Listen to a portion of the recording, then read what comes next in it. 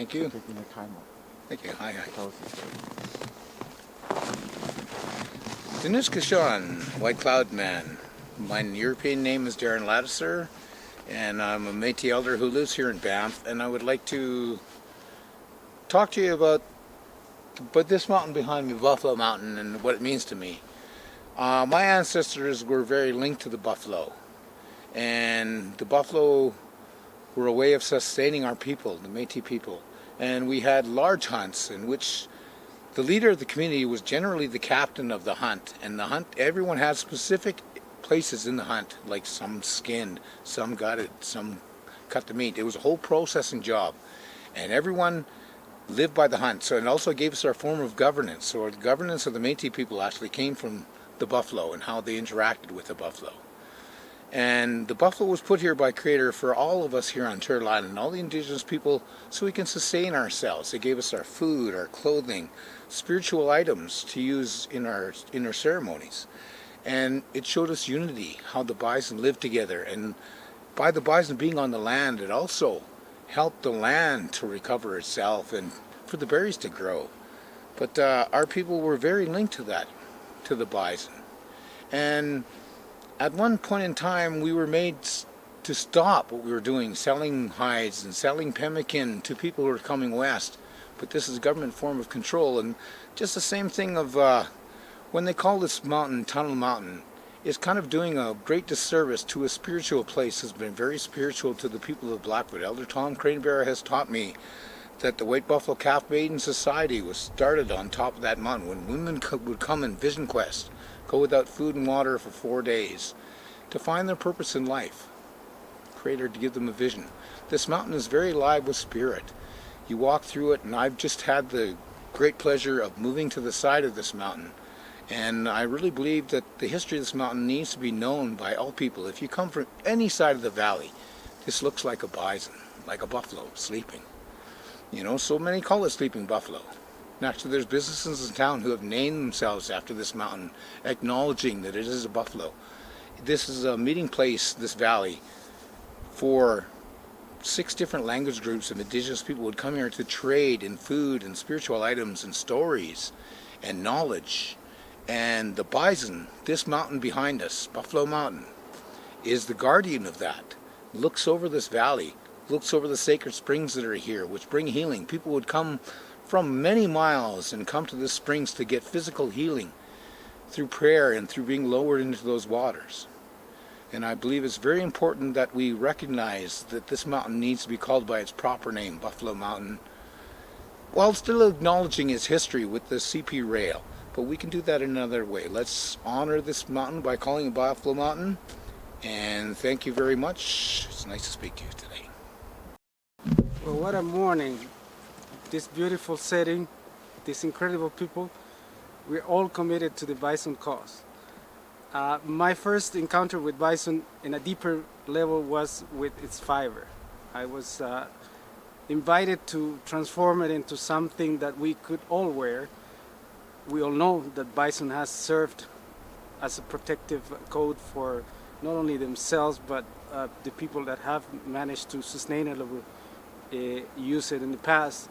And now this challenge came our way, and it was just a journey of discovery, because it was not only about how wonderful and precious this material was, but what was behind, the spiritual connection, the meaningful ecosystem impact that was missing, and that we discovered through the work of some of the people that are around us here. We're happy now to be able to actually make something out of this incredible fiber and have it so that we could see what great animal it is, what great legacy we're actually not having, and that we should restore.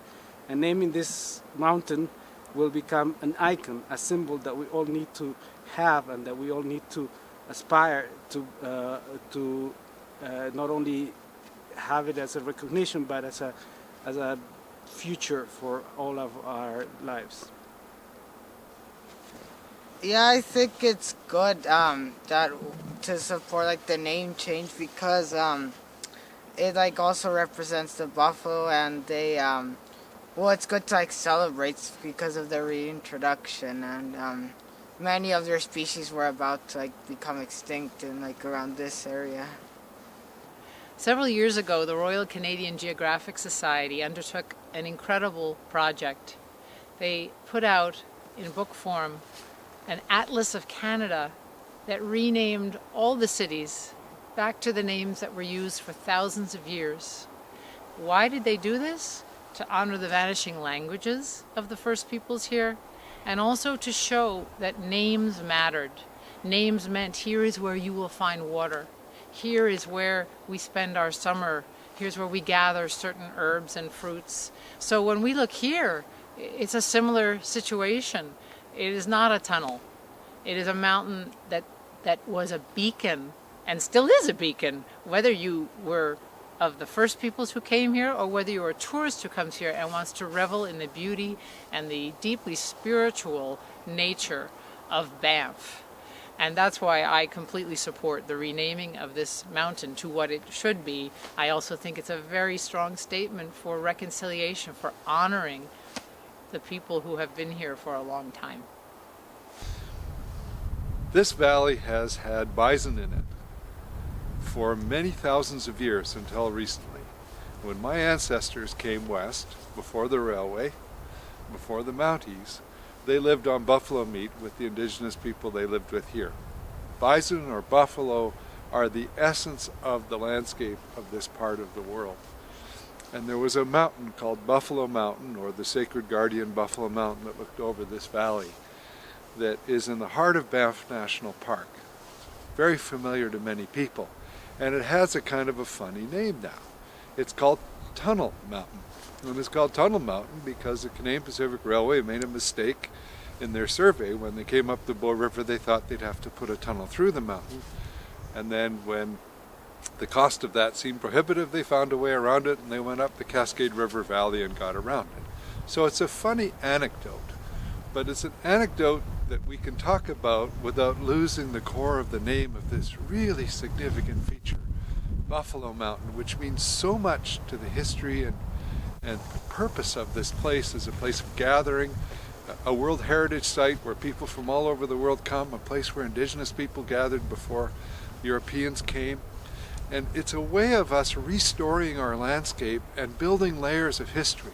History doesn't just start when we record it. History's been here a long, long, long time before, and by remembering the name Buffalo Mountain with the funny anecdote of the mistake of the tunnel as part of the story, we can enrich the story, we can attach more meaning to this place, we can enrich the experience of every park visitor, we can acknowledge the indigenous people who were here long before people like me got here, and we can all build a future together where we recognize each other's stories and can imagine a rich and storied future with nature at the heart of it and the return of the buffalo to the park and to the broader landscape. How could you not want something that fun?